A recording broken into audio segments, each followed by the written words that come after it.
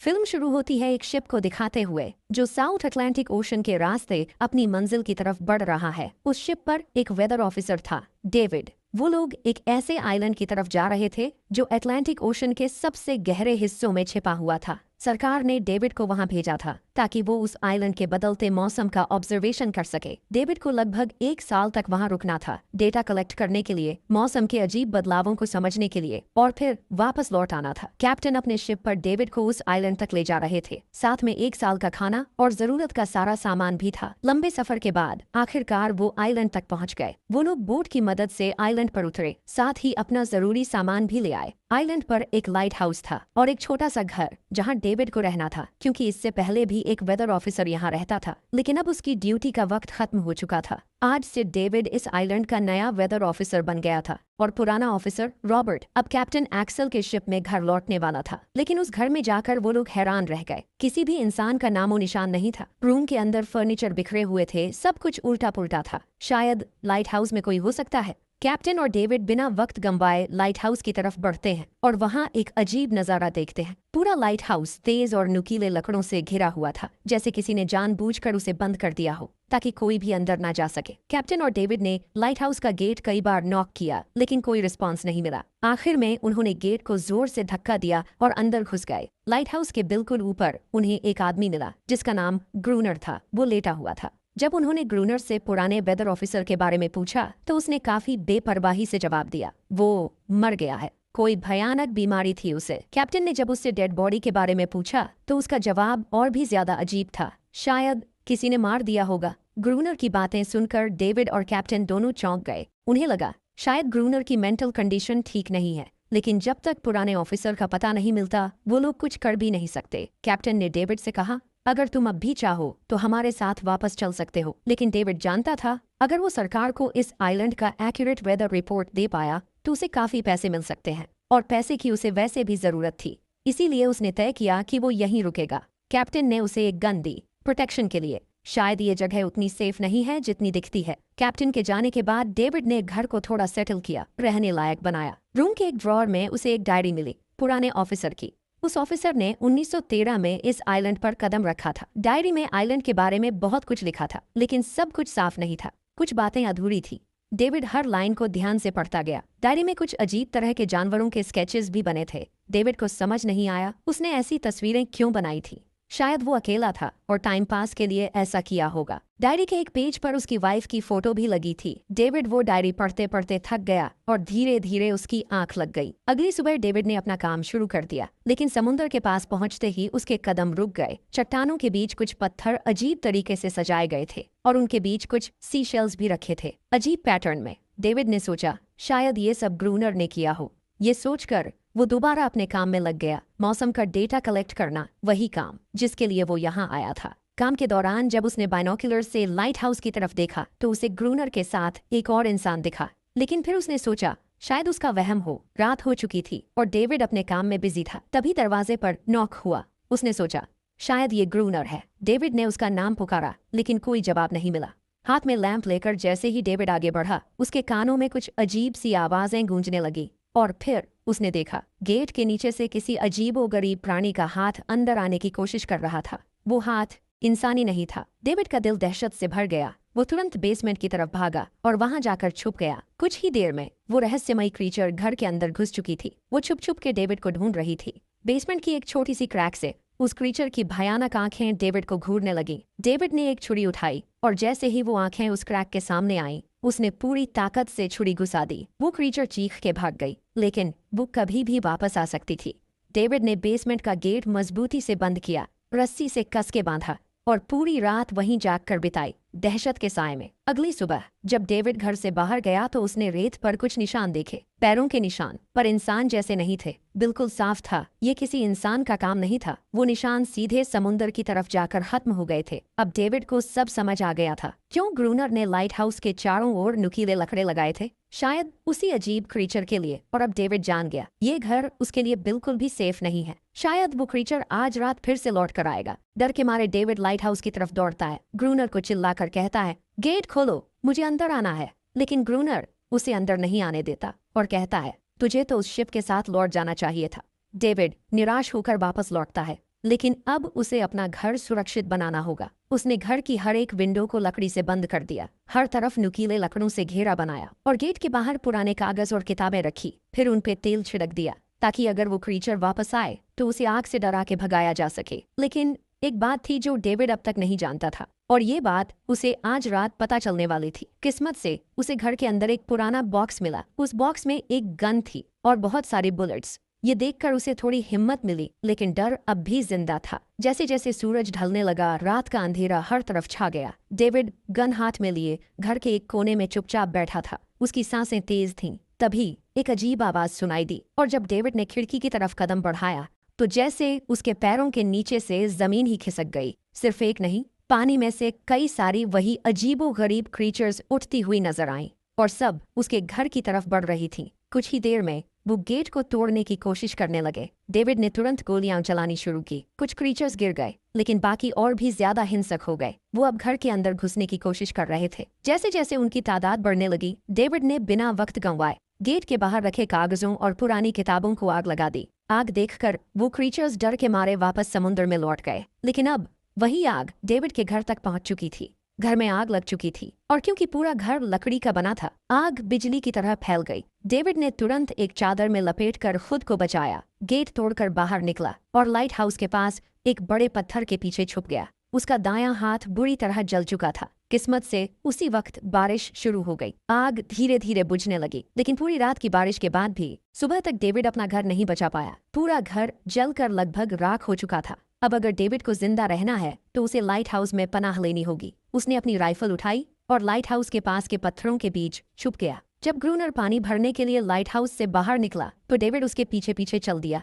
इरादा था उसे गन पॉइंट पर ले जाकर लाइट हाउस के अंदर घुसने का, लेकिन अचानक जब ग्रूनर ने उस पर गन तानी, तभी एक अजीब सा क्रीचर जो ग्रूनर के पास ही था उस पर हमला कर दिया। वो क्रीचर ग्रूनर का रक्षक था। ग्रूनर ने तुरंत डेविड को रोका और कहा, ये मेरा पालतू है। डेविड ने गोली नहीं चलाई, लेकिन एक शर्त रखी, अगर जिंदा रहना है तो लाइट हाउस में रहने दिया जाए। उसके पास 1 साल के लिए काफी गन पाउडर था और इतना खाना भी था कि दोनों बच सके। ग्रूनर कुछ देर चुप रहा, फिर धीरे से हाँ कर दी। शाम होने से पहले दोनों बचा हुआ खाना लेकर लाइट हाउस लौट आए। अगली सुबह वो क्रीचर चुपचाप डेविड का हाथ चाट रहा था, जबकि डेविड गहरी नींद में था, और कुछ ही देर में उसका हाथ काफी हद तक ठीक हो गया। ये सब डेविड के लिए एक शौक था, लेकिन जो आंखों के सामने हो रहा था उस पर यकीन करना मुश्किल था। लाइट हाउस के टॉप पर डेविड ने देखा ग्रूनर उन बुलेट्स को काउंट कर रहा था जो उन्हें गन से मिली थी, और वो क्रीचर अपने तरीके से ग्रूनर की मदद भी कर रहा था। इसका मतलब ये था कि ये जानवर वायलेंट नहीं है। डेविड अब ग्रूनर से उसके बारे में और जानना चाहता था,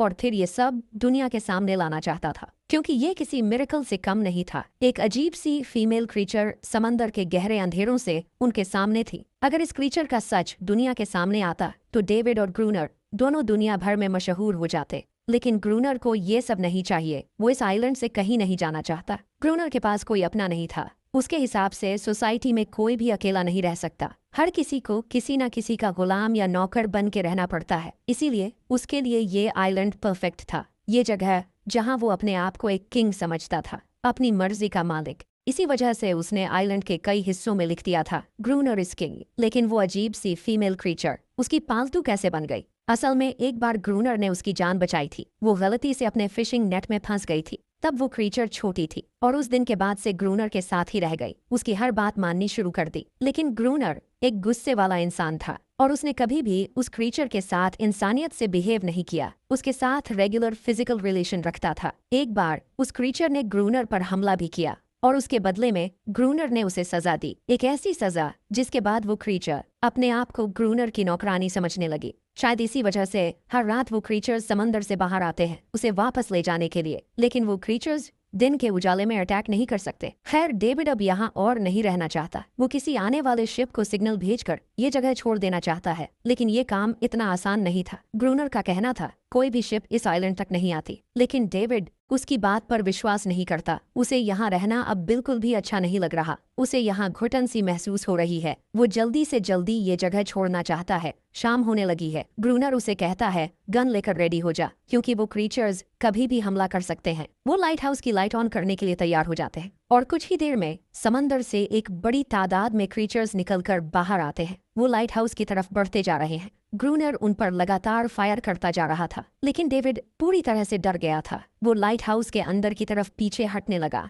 ग्रूनर के बार बार कहने के बाद भी वो बस एक कोने में चुपचाप बैठा रहा और कुछ ही देर में डेविड बेहोश हो गया। ग्रूनर अकेला उन क्रीचर्स से लड़ता रहा। अगली सुबह ग्रूनर ने गुस्से में उसे उठाया और कहा, अगर तुझे लाइट हाउस में रहना है तो मेरी हर बात माननी पड़ेगी। रोजाना पानी भर के लाना, लाइट हाउस के छोटे बड़े काम करना और रात को उसके साथ गार्ड ड्यूटी भी देना, चाहे डेविड चाहे या ना चाहे। ये सब करना उसके लिए मजबूरी बन गई थी। जिंदा रहने के लिए उसे लाइट हाउस में रहना ही पड़ेगा। डेविड अब ग्रूनर के सारे काम करने को तैयार था, लेकिन एक चीज थी जो उसे कभी पसंद नहीं आई। रोज रोज उस फीमेल क्रीचर को अलग अलग तरीकों से फिजिकली टॉर्चर करना। लेकिन जो इंसान सालों से इस सुनसान आइलैंड पे अकेला रह रहा हो, उसका मेंटल स्टेट थोड़ा बिगड़ना बनता है। डेविड भी कुछ ऐसा ही सोचता है। शायद ग्रूनर का दिमाग अब ठीक नहीं है, लेकिन फिर भी उसकी बात माननी पड़ती है। रात होती है, दोनों फिर से गार्ड ड्यूटी के लिए तैयार हो जाते हैं और एक बार फिर वो क्रीचर्स समंदर से निकलकर बाहर आते हैं। लेकिन आज डेविड को डर नहीं लग रहा। उसने फायर किया, पर आज ग्रूनर कुछ भी नहीं करता। वो डेविड को बाहर छोड़कर लाइट हाउस का गेट बंद कर देता है और खुद चुपचाप अंदर बैठ जाता है, ताकि डेविड खुद सीख सके कि इन क्रीचर्स से कैसे लड़ा जाता है, वरना वो लड़ते लड़ते मर जाएगा। डेविड चीख कर मदद मांगता है, लेकिन ग्रूनर उसकी मदद नहीं करता। इसी तरह लड़ते लड़ते वो रात कट जाती है और सुबह हो जाती है। सुबह ग्रूनर ने देखा डेविड लाइट हाउस के गेट के बाहर खून में लथपथ बैठा था। अब उसने सीख लिया था इन क्रीचर्स से कैसे लड़ना है। उसके अंदर का डर जा चुका था। इसी तरह वक्त गुजरता गया, रातों को उन क्रीचर्स से लड़ते हुए और दिन भर ग्रूनर के लाइट हाउस के काम संभालते हुए। ये आइलैंड अब उसके लिए एक बंद घर जैसा हो गया था। वो हर वक्त ये सोचता रहता कि कब ये जगह छोड़े, कब आजाद हो। समय के साथ साथ डेविड का उस फीमेल क्रीचर के साथ एक अजीब सी दोस्ती बन गई थी। डेविड को उसके लिए अब बुरा लगने लगा था। अब उसे समझ आया था कि अपने लोगों को छोड़कर अकेला रहना कितना मुश्किल होता है। शायद वो क्रीचर भी कुछ ऐसा ही महसूस करती थी। डेविड ने उस क्रीचर को एक नाम भी दिया, एनेरियस। और फिर एक दिन उन्होंने देखा कि उन क्रीचर्स के अटैक्स धीरे धीरे कम हो रहे हैं। डेविड सोचता है शायद सर्दियों में वो कहीं और चले जाते हैं, जैसे वेल्स करती हैं, या फिर शायद उन्हें समझ आ गया था इन दोनों से लड़कर कुछ नहीं मिलेगा। लेकिन ग्रूनर ने उसे साफ कह दिया, बिल्कुल नहीं, वो फिर से अटैक करेंगे। अब वो खुद को रिप्रोड्यूस कर रहे हैं, उनकी तादाद बढ़ती जा रही है। कुछ और दिन ऐसे ही गुजर गए। एक रात डिनर के बाद ग्रूनर और डेविड ने वक्त काटने के लिए चेस खेलना शुरू किया, लेकिन यहीं पे ग्रूनर से एक बड़ी गलती हो गई। वो दोनों खेल में इतने उलझ गए कि लाइट हाउस की लाइट्स ऑन करना ही भूल गए और अंधेरे का फायदा उठाकर क्रीचर्स ने उन पे अटैक कर दिया। डेविड ने देखा वो क्रीचर्स अब ब्रीड कर चुके हैं। उनकी तादाद इतनी ज्यादा थी कि दो लोग मिलकर भी ज्यादा देर तक नहीं लड़ सकते थे। गन्स के बुलेट्स भी ऑलमोस्ट खत्म हो चुके थे। किसी तरह बचते बचाते वो लाइट हाउस के टॉप तक पहुंच गए, लेकिन इस बीच ग्रूनर के पैर में गहरी चोट लग गई। वो क्रीचर्स लाइट हाउस में घुसने की कोशिश कर रहे हैं और डेविड और ग्रूनर को कहीं से भी बचने का रास्ता नजर नहीं आ रहा। उन्होंने हार मान ली, लेकिन खुशकिस्मती से सुबह हो गई थी। जैसे ही सूरज धीरे धीरे उभरता है, वो क्रीचर्स लाइट हाउस छोड़ के समुद्र में वापस चले जाते हैं। एनेरियस ग्रूनर के जख्म को ठीक करने की कोशिश करती है, लेकिन अब तक डेविड को समझ आ चुका था कि वो इन क्रीचर्स के साथ ये लड़ाई जीत नहीं सकते। बुलेट्स भी अब खत्म होने के करीब हैं। उनके पास खाना भी इतना नहीं है कि ये ज्यादा देर तक चल सके। अगले दिन खुशकिस्मती से जब डेविड लाइट हाउस के बाहर इधर उधर घूम रहा था, उसने समुद्र में एक जहाज देखा। वो जल्दी से अंदर से फ्लेयर गन लाया और जहाज को सिग्नल देने गया, लेकिन ग्रूनर ने उसे रोक दिया क्योंकि वो नहीं चाहता कि डेविड यहाँ से जाए। उसी वक्त एनेरियस ने ग्रूनर पे हमला कर दिया। वो डेविड को ग्रूनर से बचाना चाहती थी। ग्रूनर किसी को भी ये आइलैंड छोड़ने नहीं देना चाहता। ये आइलैंड उसकी अपनी दुनिया है, जहाँ वो एक किंग की तरह रहता है, एक सर्वेंट है जो उसकी हर बात मानती है। वो इस जिंदगी को छोड़कर शहर वापस नहीं जाना चाहता और वो डेविड को भी जाने नहीं देना चाहता। इतने टाइम से अकेला रहने के बाद अब उसके पास कोई था जिससे वो बात कर सकता था। धीरे धीरे वो शिप डेविड की आंखों के सामने समुद्र में गायब हो गई। अब उसके पास कुछ भी करने को नहीं था। ऐसे ही कुछ और दिन बीत गए। ग्रूनर, डेविड और एनेरियस दोनों के साथ अब भी बुरा बर्ताव कर रहा था, लेकिन एनेरियस को वो खास तौर पे मारता था, जो डेविड को बिल्कुल पसंद नहीं था। एक दिन डेविड ने एनेरियस को एक छोटी टॉय बोट गिफ्ट में दी, जो उसने वेल की हड्डियों से बनाई थी। शायद इससे एनेरियस का मन थोड़ा हल्का हो जाए। लेकिन जब एनेरियस ने उस बोट को देखा तो वो डेविड को आइलैंड के एक ऐसे कोने में ले गई जहाँ वाकई एक असली बोट रखी थी। जब डेविड ने उस बोट के बारे में ग्रूनर से पूछा तो उसने कहा हाँ, उसे ऑलरेडी पता था कि आइलैंड के उस हिस्से में एक बोट है। कुछ महीने पहले एक आर्म्स स्मगलिंग शिप जो बहुत सारा गोला बारूद ले जा रही थी, समुद्र में आई तूफान की वजह से इसी आइलैंड के पास डूब गई थी। कुछ लोग इस आइलैंड तक बोट के थ्रू जिंदा पहुंच गए थे,